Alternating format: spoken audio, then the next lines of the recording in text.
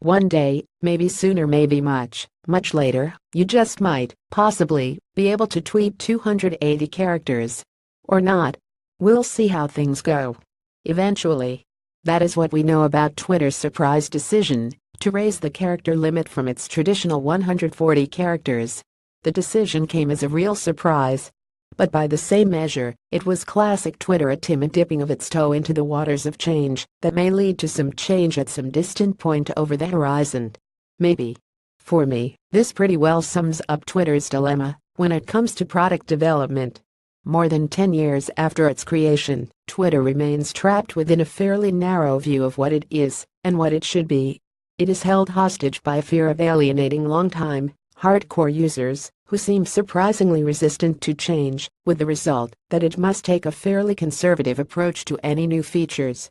In a tweet after the entirely predictable backlash on Where Else Twitter, CEO Redux Jack Dorsey attempted to address the wailing and gnashing of teeth with a bit of humor we expected, and all the snark critique for 280 characters comes with the job.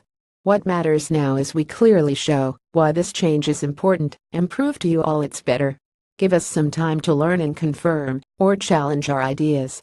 https://t.cocktrazilim Jack at Jack September 27, 2017. So Twitter will take a careful, measured approach to rolling this one out. Which means that for a long time to come, it will be a platform of 280 character haves and have-nots. As an example of what that could look like, consider the Moments product Twitter launched 2 years ago. I live in France, and Moments is not available when I use Twitter in my web browser. For the life of me, I can't imagine why. Has it really taken 2 years to roll out completely? In reality, most longtime users figured out a workaround to the 140 character limit long ago.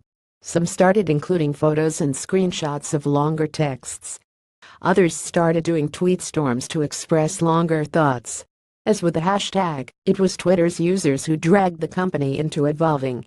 Being hamstrung by its history is one of the major reasons that Twitter was lapped several times over by Facebook. Yes, Facebook has certainly launched an insane number of new products, most of which were duds. But the ones that stuck, like the newsfeed and a standalone messenger app and now video, have driven the company to extraordinary growth and impact. Years later, I'm still wondering how Twitter never adapted its direct messaging app to ride the wave of such products. How is it we still can't edit our tweets as much chatter as the 280 character announcement stirred? It will be a long time before it has a real impact. If it ever does. In addition to watching how it affects users, Twitter will now need to cautiously see how it is received by advertisers. That's a lot of watching and talking and studying to be done. In the meantime, users will likely continue to find new ways to use Twitter. And the company will continue to fall further behind as it struggles to take even the tiniest baby step into its uncertain future.